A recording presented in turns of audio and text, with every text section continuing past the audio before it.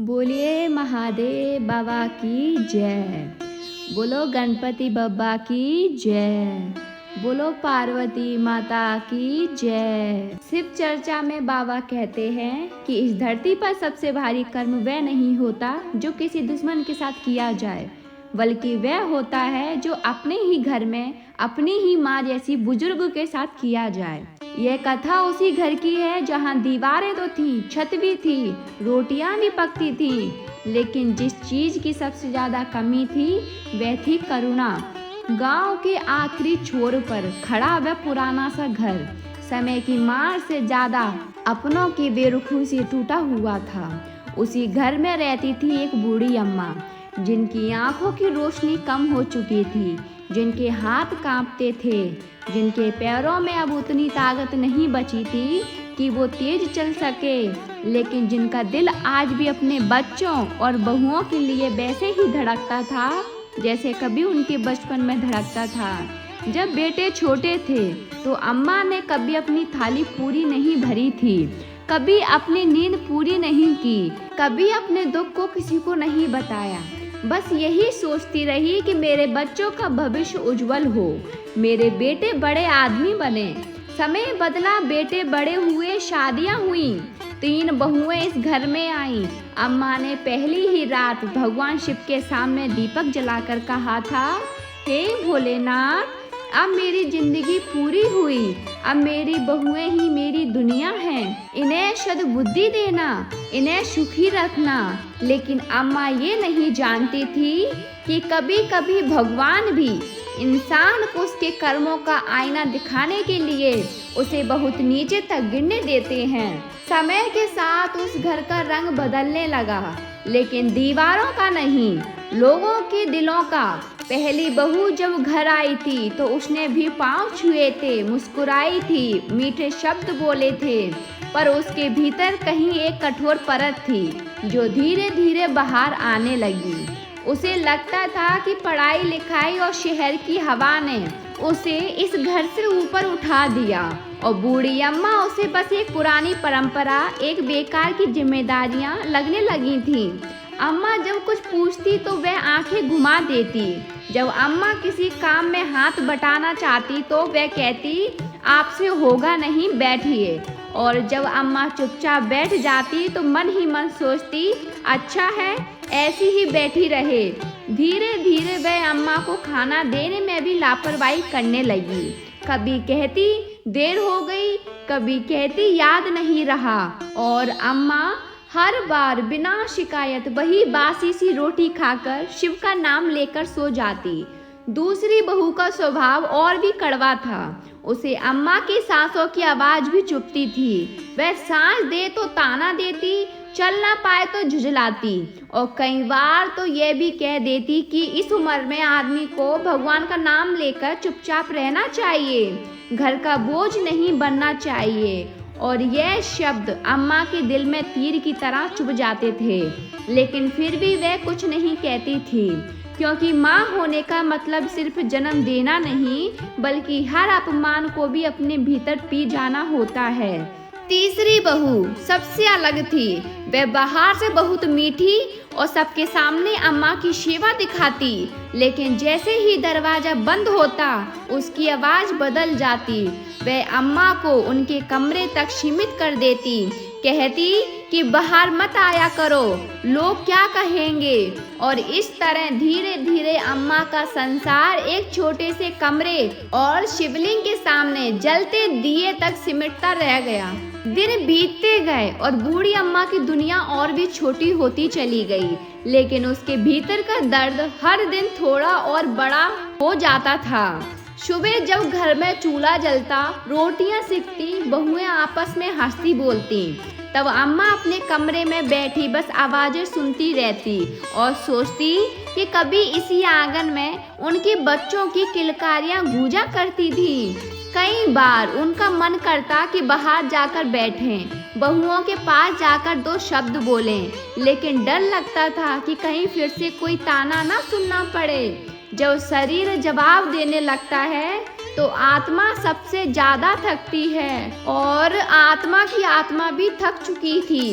रात को जब सब सो जाते तब वह धीरे धीरे उठती, कांपते हाथों से शिवलिंग पर जल चढ़ाती और बिना किसी शिकायत के बस इतना कहती कि हे भोलेनाथ, अगर मुझसे कोई भूल हुई हो तो मुझे क्षमा कर देना। मैंने तो हमेशा यही चाहा कि मेरे घर में शांति रहे। शिव चर्चा में बाबा कहते हैं कि जब कोई माँ अपने अपमान की शिकायत भी भगवान से नहीं करती बल्कि खुद को ही दोषी मान लेती है, तब उसका रोना केवल आंसू नहीं होता, वह एक प्रार्थना बन जाता है। और इसी प्रार्थनाओं के साथ भगवान कभी अनसुना नहीं करते। अम्मा को कई बार लगता था कि शायद उनका जीना ही बहुओं के लिए बोझ बन गया है, शायद उनका इस दुनिया में रहना किसी की काम का ही नहीं रहा। और इसी सोच के साथ वह कई रातें भूखी भी सो गईं, क्योंकि उन्हें लगा कि किसी से मांगने से अच्छा है चुपचाप सह लेना। उस घर में रहते हुए बूढ़ी अम्मा को सबसे ज्यादा जो चीज कचोटती थी वह थी भूख या थकान नहीं, बल्कि यह एहसास था कि जिन बच्चों को उन्होंने अपने आंचल में बांधकर बड़ा किया, जिनके लिए उन्होंने अपने हर सुख का त्याग किया, वे आज उनके सामने होते हुए भी उनसे बहुत दूर हो चुके थे। बेटे कभी कभार घर आते तो बहुएं उनके सामने सबको सामान्य दिखाती, अम्मा की थाली में थोड़ा अच्छा खाना रख देती, मीठी आवाज में बात करती और बेटे यही समझते कि मेरी माँ सुखी है, सुरक्षित है। अम्मा चाहकर भी कुछ कह नहीं पाती थी, क्योंकि उन्हें डर था कि अगर उन्होंने सच बोल दिया तो घर और टूट जाएगा और माँ का दिल टूट जाए तो वे अपने ही बच्चों को टूटता हुआ नहीं देख पाती।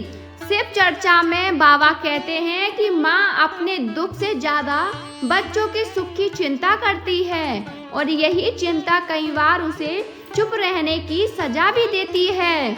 जब बेटे चले जाते तब बहुओं का व्यवहार फिर वैसा ही हो जाता, ताने, उपेक्षा और अनदेखी। और अम्मा हर बार यही सोचती कि शायद यही उनका प्रारब्ध है, यही उनका कर्म फल है और मन ही मन शिव का नाम लेकर सब सह लेना ही उनका धर्म है। धीरे धीरे बूढ़ी अम्मा का शरीर जवाब देने लगा, लेकिन उससे पहले उनका आत्मसम्मान टूट चुका था और ये टूटना किसी बीमारी से कहीं ज्यादा पीड़ादायक होता है।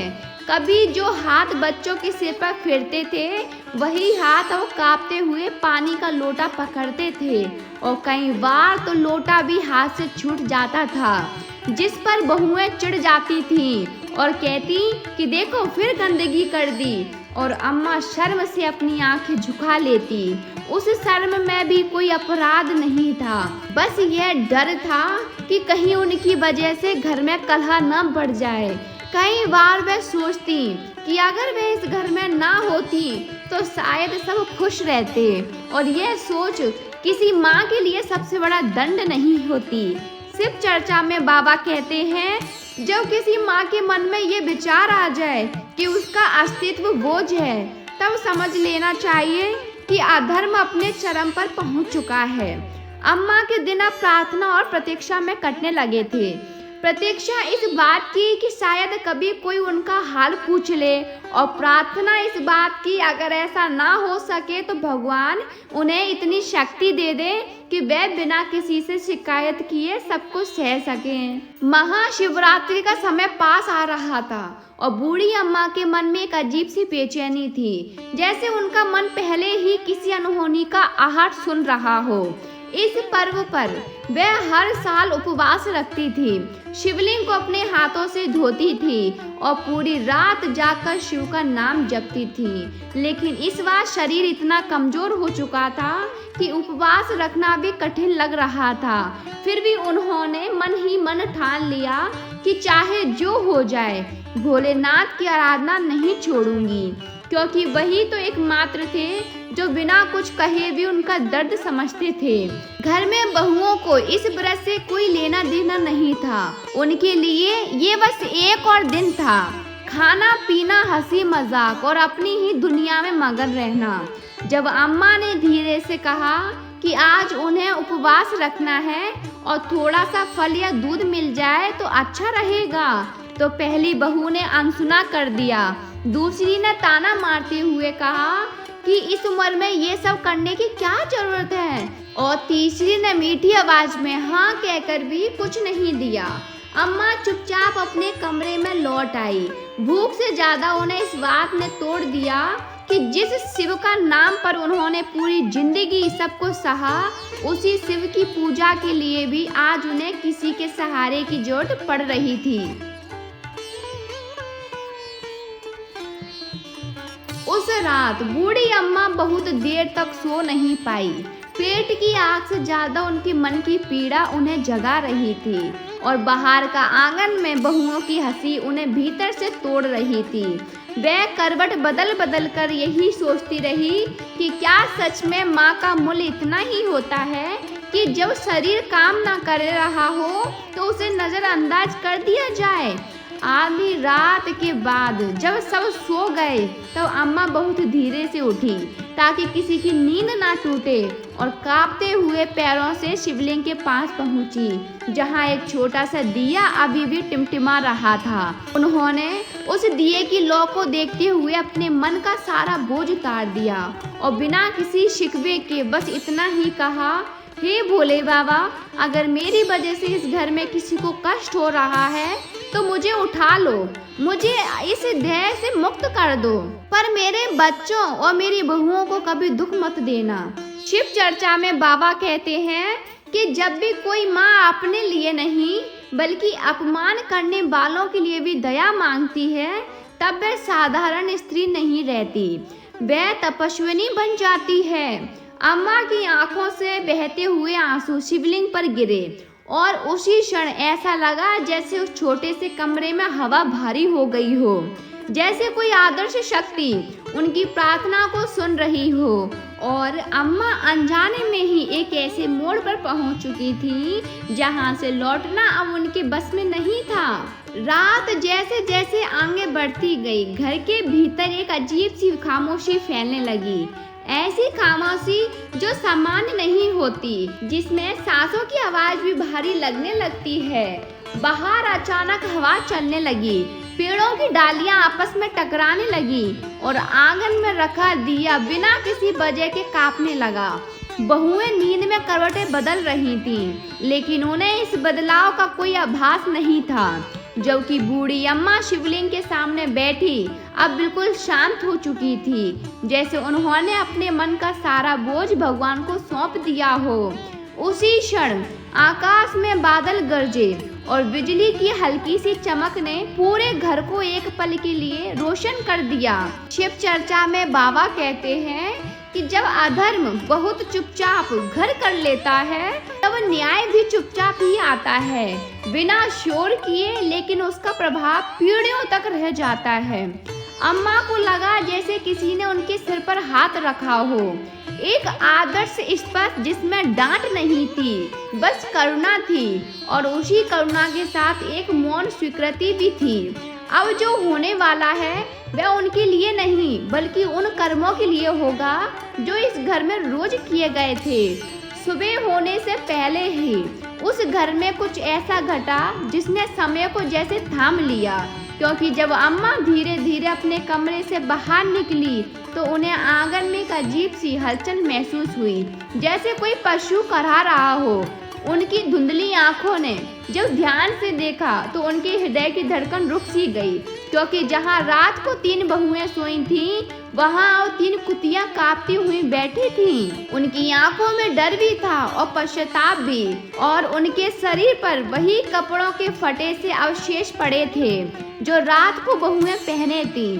अम्मा की सांस अटक गई, उनके मुंह से चीख नहीं निकली बल्कि एक भारी सी सिसकी निकली, क्योंकि माँ होने का अर्थ यही होता है कि जब सबसे बड़ा दंड सामने हो तब भी दिल सबसे पहले करुणा से भर जाता है। शिव चर्चा में बाबा कहते हैं कि ईश्वर का न्याय कुर्क नहीं होता, वह तो केवल मनुष्य के भीतर छिपे पशु को बाहर ला देता है, ताकि संसार देख सके कि जिसने करुणा खो दी उसने मनुष्यता पहले ही खो दी थी। तीनों कुतियां अम्मा के पैरों के पास आकर बैठ गईं, सिर झुकाए जैसे बिना शब्दों के क्षमा मांग रही हों। और उस दृश्य को देखकर अम्मा की आंखों से आंसू बह निकले, क्योंकि उन्हें अब समझ आ चुका था कि यह कोई सपना नहीं बल्कि उनके जीवन का सबसे कठोर सत्य है। बूढ़ी अम्मा कुछ देर तक वहीं खड़ी रही, जैसे उनके पैरों ने जमीन पकड़ ली हो, क्योंकि उनके भीतर माँ का हृदय इस दृश्य को स्वीकार करने से इनकार कर रहा था। लेकिन आत्मा जानती थी कि यह वही कर्मों का फल है जो उन्होंने रोज चुपचाप देखा और सहा था। उन्होंने कांपते हाथों से तीनों कुतियों के सिर पर हाथ फेरा, और वह स्पर्श किसी दंड का नहीं बल्कि उसी ममता का था जो कभी बहुओं के सिर पर रहा करती थी। उनकी आंखों से बहते आंसू जमीन पर गिर रहे थे और होठों से बस यही निकल रहा था, हे भोलेनाथ, आपने जो किया वह न्याय है, पर मेरी गोद से निकली ममता आज भी इन्हें ऐसे ही देखती है जैसे ये फिर से इंसान बन सकती हो। शिव चर्चा में बाबा कहते हैं, जब भगवान दंड देते हैं तो माँ क्षमा मांगती है, और जब माँ क्षमा मांगती है तो उस क्षण संसार में सबसे बड़ी शक्ति प्रकट होती है। तीनों कुतियां अम्मा के चारों ओर बैठ गईं। उनकी आंखों में पानी था, पूंछ जमीन से लगी हुई थी और उनके भीतर का पश्चाताप बिना शब्दों की भी साफ दिखाई दे रहा था। मानो मनुष्य का रूप छिन जाने के बाद ही उन्हें यह समझ आया हो कि जिस करुणा को उन्होंने ठुकराया था वही असली मनुष्यता थी। उस दिन के बाद उस घर का हर कोना बदल गया, लेकिन बदलाव दीवारों में नहीं हवा में महसूस होने लगा, जैसे घर ने भी अपनी सांस रोक ली हो। बूढ़ी अम्मा ने किसी को कुछ बताया नहीं, ना गांव में शोर मचाया, ना किसी को बुलाया, बस चुपचाप तीनों कुतियों के लिए पानी रखा, थोड़ा सा खाना निकाला और उन्हें आंगन के एक कोने में बैठा दिया। पड़ोसियों ने पूछा तो उन्होंने बस इतना कहा, यह भी अब मेरा घर का हिस्सा है, और उनकी आवाज में कोई शिकायत नहीं थी, सिर्फ थकान और स्वीकार था। शिव चर्चा में बाबा कहते हैं कि माँ जब किसी को अपना मान लेती है तो वह उसके रूप, उसके कर्म या उसके अतीत को नहीं देखती, वह बस ये देखती है कि सामने कोई प्राणी है जिसे उसकी जरूरत है। तीनों कुतियां दिन भर अम्मा के आसपास ही रहती, कभी उनके पैरों के पास लेट जाती, कभी उनकी ओर देखकर धीमी सी आवाज निकालती जैसे कुछ कहना चाहती हो, और अम्मा हर बार उनके सर पर हाथ फेर देती, क्योंकि उनके लिए यह पश्चाताप ही सबसे बड़ा प्रायश्चित था। घर में हंसी नहीं थी, लेकिन एक भारी सन्नाटा था जो हर किसी को उसके किए का एहसास दिला रहा था। और अम्मा के मन में बार बार यही विचार आता था कि अगर इंसान रहते हुए भी ये इतना समझ जाती तो शायद भगवान को यह कठोर रूप दिखाने की जरूरत ही नहीं पड़ती। दिन गुजरते गए और बूढ़ी अम्मा की दिनचर्या और पूरी तरह बदल चुकी, क्योंकि जिन हाथों से कभी बहुओं के लिए दुआएं उठती थी उन्हीं हाथों से अब वह तीनों कुतियां के लिए रोटी तोड़ती हैं, उनके लिए पानी भरती थी और धूप में बैठकर उनके शरीर पर जमी धूल झाड़ देती थी। हर बार जब वे ऐसा करती तो उनके मन में एक टीस उठती थी कि काश यह सेवा तब की गई होती जब इनका मनुष्य रूप था, काश उस समय इनके भीतर भी थोड़ी सी करुणा बची होती। शिव चर्चा में बाबा कहते हैं कि पश्चाताप सबसे गहरा तब होता है जब गलती सुधारने का अवसर छिन चुका होता है, और यही पीड़ा उन कुतियों की आंखों में हर पल दिखाई देता था। वे अम्मा से एक पल के लिए भी दूर नहीं जाती थी, जैसे डरती हो कि अगर उन्होंने नजरों से ओझल होने दिया तो यह अंतिम सहारा भी छिन जाएगा। अम्मा कई बार रात को जाग जाती और उन्हें देखकर बस इतना कहती, अब तो समझ आ गया ना। और ये वाक्य किसी ताने की तरह नहीं बल्कि टूटे हुए दिल की कहारा की तरह होता है, जिसे सुनकर उन कुतियों की आंखें और भी झुक जाती थी। समय अपनी गति से चलता रहा, लेकिन उस घर में समय जैसे ठहर गया था, क्योंकि हर सुबह अम्मा की आंखें खुलती हैं, सबसे पहले उन्हीं तीनों कुतियों पर जाती थी और हर बार उनका हृदय एक नई पीड़ा से भर उठता था। कभी कभी वे आंगन में बैठकर दूर आसमान को देखती थी, सोचती कि क्या उनके बेटों को कभी ये सच पता चलेगा, और अगर पता चला तो क्या वे इसे समझ पाएंगे या फिर कर्मों का दोष भी किसी और पर डाल देंगे। शिव चर्चा में बाबा कहते हैं कि सच्चा न्याय वही होता है जो बिना बताए भी आत्मा को कचोटता है, और यह घटना उसी न्याय का जीवित प्रमाण बन चुकी थी। अम्मा ने कई बार शिवलिंग के सामने बैठकर प्रार्थना की, हे नाथ, इनका दंड पूरा हो चुका है तो इन्हें मुक्त कर दो, क्योंकि माँ का मन कभी भी किसी को पीड़ा में देखकर चैन से नहीं रह पाता, चाहे वह पीड़ा उसकी अपने अपमान का फल ही क्यों ना हो। लेकिन हर बार उन्हें भीतर से यही अनुभूति होती कि ये परीक्षा सिर्फ बहुओं की नहीं बल्कि पूरे परिवार की है, और जब तक ये समझ पैदा नहीं होगी कि करुणा ही धर्म का मूल है, तब तक ये मौन दंड चलता रहेगा। एक दिन तीनों बेटे अचानक घर लौट आए बिना किसी सूचना के, और जैसे ही उन्होंने आंगन में कदम रखा उनकी नजर उन 3 कुतियों पर पड़ी जो उनकी माँ के पास बैठी थीं। तो उनके मन में भी अजीब सा सवाल उठा। उन्होंने माँ से पूछा, लेकिन बूढ़ी अम्मा ने कोई सीधा उत्तर नहीं दिया, बस इतना कहा, ये भी अब मेरी जिम्मेदारी है। और उनकी आवाज में ऐसा कंपन था जैसे बेटों ने पहले कभी नहीं सुना था। जब बेटे घर के भीतर गए तो उन्हें सब कुछ बदला बदला लगा, जैसे घर में कोई आदर्श बोझ छाया हो।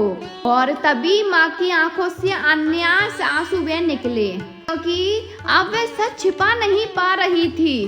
शिव चर्चा में बाबा कहते हैं कि जब सत्य बहुत देर तक दबा रहे तो वह किसी न किसी रूप में बाहर आ ही जाता है, और उस दिन वह सत्य माँ की कांपती हुई आवाज बनकर सामने आया। अम्मा ने धीरे धीरे पूरी बात बताई, बहुओं के व्यवहार से लेकर शिवरात्रि की उस रात तक, और जैसे जैसे वह बोलती गई बेटों के सिर शर्म से झुकते चले गए, क्योंकि उन्हें पहली बार एहसास हुआ कि जिस माँ को वह सुरक्षित समझकर छोड़ गए थे वह भीतर ही भीतर रोज टूट रही थी। बेटों के भीतर उस दिन जो टूटा वह सिर्फ उनका भ्रम नहीं था बल्कि उनका अहंकार भी था कि वे अच्छा कमाकर अपनी जिम्मेदारी पूरी कर चुके हैं। माँ के सामने खड़े होकर उन्हें पहली बार लगा कि उन्होंने अपनी सबसे बड़ी जिम्मेदारी को दूसरों के भरोसे छोड़ दिया था, और वही सबसे बड़ी भूल बन गई। वे आंगन में बैठ गए सिर झुकाए, और उनकी आंखों से आंसू गिरने लगे, क्योंकि अब उन्हें समझ आ रहा था कि माँ की चुप्पी दरअसल उनकी असफलता की कहानी थी। शिव चर्चा में बाबा कहते हैं कि बेटा अगर माँ के आंसू देख ले और उसका हृदय ना कांपे तो समझ लेना चाहिए कि वह जीवित होते हुए भी संवेदनहीन हो चुका है। तीनों बेटे उन कुतियों को देखते रहे जिनकी आंखों में अब भी वही परिचित छाया थी, वही पहचान, और यही पहचान उनके लिए सबसे बड़ा दंड बन गई, क्योंकि हर पल उन्हें ये याद दिला रही थी कि करुणा को ठुकराने का फल कितना कठोर होता है। बूढ़ी अम्मा चुपचाप ये सब देखती रही, ना किसी को दोष दिया ना किसी से सवाल किया, क्योंकि उनका मन अब भी यही चाहता था कि यह पीड़ा कम हो जाए, चाहे वह पीड़ा उनके अपमान की कीमत पर ही क्यों न मिली हो। उस दिन के बाद तीनों बेटे माँ के चरणों से उठ ही नहीं पा रहे थे, क्योंकि उन्हें पहली बार एहसास हुआ कि माँ का आशीर्वाद केवल सिर पर हाथ रखने से नहीं मिलता बल्कि उसके साथ खड़े रहने से मिलता है। उन्होंने कांपती आवाज में माँ से क्षमा मांगी, बार बार यही कहते रहे कि उनसे बहुत बड़ी भूल हो गई, लेकिन बूढ़ी अम्मा ने उन्हें रोका और बस इतना कहा, अब पछताने से क्या होगा बेटा, जो होना था हो गया, अब बस इतना कर लो कि किसी और माँ के साथ ऐसा ना हो। शिव चर्चा में बाबा कहते हैं कि जब माँ अपने अपमान पर नहीं बल्कि समाज की सीख पर ध्यान दे तब वह केवल एक माँ नहीं रहती, वह धर्म की मूर्ति बन जाती है। तीनों बेटे उस रात शिवलिंग के सामने बैठे रहे, रोते रहे, और पहली बार उन्हें यह समझ आया कि भक्ति केवल मंदिर जाने से नहीं होती बल्कि घर में माँ बाप का मान रखने से होती है। बाहर आंगन में बैठी तीनों कुतियां यह दृश्य देख रही थीं। उनकी आंखों में एक ऐसी पीड़ा थी जिसे शब्दों में बांध पाना असंभव था, क्योंकि अब उन्हें भी ये समझ आ चुका था कि मनुष्य रूप में रहते हुए उन्होंने जो खोया था वह शायद कभी लौटकर नहीं आएगा। कुछ समय बाद बूढ़ी अम्मा की सांसें और भी धीमी होने लगीं, जैसे उनका शरीर अब इस धरती के लिए बोझ से मुक्त होना चाहता है। और एक सुबह शिवलिंग के सामने बैठी बैठी ही उनकी आंखें बंद हो गईं। चेहरे पर वैसी ही शांति थी जैसे किसी लंबी तपस्या की पूर्ण होने पर आती है। तीनों बेटे बिलख पड़े, पूरा घर रो पड़ा और आंगन में बैठी तीनों कुतियां एक साथ ऐसी करुणा पुकार करने लगी कि सुनने वाले की रूह कांप उठे, मानो उनके भीतर दबी हुई सारी पश्चाताप की आग उसी क्षण बाहर आ गई हो। शिव चर्चा में बाबा कहते हैं कि माँ का देह भले ही ना रहे, लेकिन उसका संसार कभी नहीं मरता। वह हवा में घुलकर हर उस दिल को छूता है जो सुनना चाहता है। कहते हैं कि अम्मा का अंतिम संस्कार के बाद उन तीनों कुतियों ने खाना पीना छोड़ दिया और कुछ ही दिनों में इस संसार को अलविदा कह दिया, जैसे उनका दंड उसी माँ की ममता से बंधा था और उसके बिना उनका रहना भी व्यर्थ हो गया था। इस कथा का अंत किसी खुशी से नहीं बल्कि एक चेतावनी से होता है कि जो माँ बाप को बोझ समझे, जो बुजुर्ग की आंखों से आंसू ना देख पाए, वह मनुष्य रूप में भले ही जी रहा हो, लेकिन उसके कर्म उसे एक दिन आईना जरूर दिखाते हैं, क्योंकि शिव का न्याय देर से आता है, पर जब आता है तो आत्मा तक झकझोर देता है। आज की हमारी शिव चर्चा यहीं खत्म होती है। तो आपको इस शिव चर्चा कथा से क्या सीख मिली तो कमेंट में जरूर लिखिएगा। मिलते हैं एक नई शिव चर्चा के साथ। हर हर महादेव। माता पार्वती गधी क्यों बनी? एक समय की बात है जब संपूर्ण सृष्टि में भगवान शिव की महिमा का गुणगान हो रहा था। कैलाश पर्वत पर महादेव स्थानरत थे और माता पार्वती उनकी सेवा में लीन थी। माता पार्वती साक्षात आदि शक्ति थीं, वही शक्ति जिनसे स्वयं शिव भी पूर्ण होते हैं। परंतु लीला के नियम बड़े गुण होते हैं। जहाँ ईश्वर होते हैं वहाँ केवल शक्ति ही नहीं परीक्षा भी होती है। एक दिन माता पार्वती के मन में एक सूक्ष्म भाव उत्पन्न हुआ। वह भाव अहंकार का नहीं था, वह अपने तप, अपने त्याग और अपने अधिकार का सूक्ष्म गर्व अवश्य था। माता सोचने लगी, मैं ही तो वह शक्ति हूँ जिसके बिना शिव भी शिव नहीं। मैंने कठोर तप किया, जन्म जन्मांतर तक की परीक्षा की, तब जाकर शिव को पाया। फिर मेरी परीक्षा क्यों? यही वह क्षण था जहाँ से शिव लीला आरंभ हुई। भगवान शिव ध्यान से उठे और माता पार्वती की ओर देखा। उनकी दृष्टि केवल देखने की नहीं थी, वह अंतर्मन पढ़ लेने वाली दृष्टि थी। शिव समझ गए। उन्होंने कुछ कहा नहीं, केवल मुस्कुराए, वही मुस्कान जो वरदान भी होती है और दंड भी। कुछ समय बाद शिव ने पार्वती से कहा, देवी, क्या तुम वास्तव में जानती हो कि पूर्ण समर्पण क्या होता है? माता पार्वती ने कहा, स्वामी, मैंने अपना सब कुछ आपको अर्पित कर दिया है। शिव बोले, तप, त्याग और भक्ति जब तक मैंने किया, मैं बंदे रहे, तब तक वह पूर्ण नहीं होते। यह सुनकर माता को लगा कि शिव उनकी तपस्या को कम आंक रहे हैं। यहीं से लीला का दूसरा चरण प्रारंभ हुआ। शिव ने पार्वती को एक श्राप नहीं बल्कि अनुभव का मार्ग दिया। उन्होंने कहा, देवी, तुम्हें एक ऐसा जीवन जीना होगा जहाँ ना कोई सम्मान हो, ना पूजा, ना शक्ति, केवल सेवा और सहनशीलता हो। क्षण भर में माता पार्वती की चेतना को एक ऐसे शरीर में भेज दिया गया जिसे समाज तुच्छ समझता है। गधी का शरीर, यह कोई दंड नहीं था, यह अहंकार के सूक्ष्म आवरण को तोड़ने की प्रक्रिया थी। गधी के रूप में माता पार्वती को एक धोबी के घर जन्म मिला। दिन रात भार ढोना, अपमान सहना, भूख प्यास सहना, पर माता के मुख से कभी कोई शिकायत नहीं निकली। यही शिव चाहते थे, बिना प्रश्न के सहनशीलता। समय बीतता गया।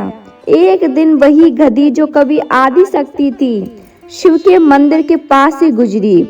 मंदिर में रुद्राभिषेक हो रहा था। जैसे ही ओम नमः शिवाय का उच्चारण हुआ, गधी की आंखों से आंसू धारा बहने लगी। वह न बोल सकी न नमस्तक हो सकी, पर उसका अंतर्मन शिव में लीन हो गया। उसी क्षण कैलाश में शिव की आंख खुली। शिव बोले, अब अहंकार नहीं, अब केवल भक्ति बची है। क्षण भर में गधी का शरीर छूट गया और माता पार्वती पुनः अपने देव स्वरूप में प्रकट हुई। शिव ने उन्हें हृदय से लगाया और कहा, देवी, अब तुम केवल मेरी अर्धांगिनी नहीं बल्कि समर्पण की मूर्ति हो। यही कारण है भक्तों कि माता पार्वती को सहनशीलता, त्याग और मौन शक्ति का प्रतीक माना जाता है। जब माता पार्वती ने गधी का शरीर त्याग कर पुनः अपने दिव्य स्वरूप को प्राप्त किया, तो यह कथा वहीं समाप्त नहीं हुई, क्योंकि शिव की लीला केवल दंड या मुक्ति तक सीमित नहीं होती, वह संपूर्ण सृष्टि को शिक्षा देने के लिए रची जाती है। माता पार्वती के दिव्य रूप में लौटते ही कैलाश पर्वत पर एक अद्भुत प्रकाश फैल गया। देवता, ऋषि और सिद्धगण सब एकत्र हो गए। सभी के मन में एक ही प्रश्न था, जब स्वयं आदि शक्ति को यह लीला करनी पड़ी तो साधारण जीव क्या होगा। तब भगवान शिव ने मौन तोड़ा। उन्होंने कहा, देवताओं, ये कथा पार्वती की नहीं है, यह हर उस आत्मा की कथा है जो भक्ति को अधिकार समझ बैठती है। शिव ने आगे कहा, भक्ति कभी अधिकार नहीं बनती। भक्ति जो विनय है, भक्ति जो मौन है, भक्ति जो सहन है। माता पार्वती ने शीश झुकाकर पूछा, स्वामी, क्या मेरा तप भी अपूर्ण था? शिव ने उत्तर दिया, तप अपूर्ण नहीं था देवी, परंतु तप में मैं का सूक्ष्म भाव अविशेष था।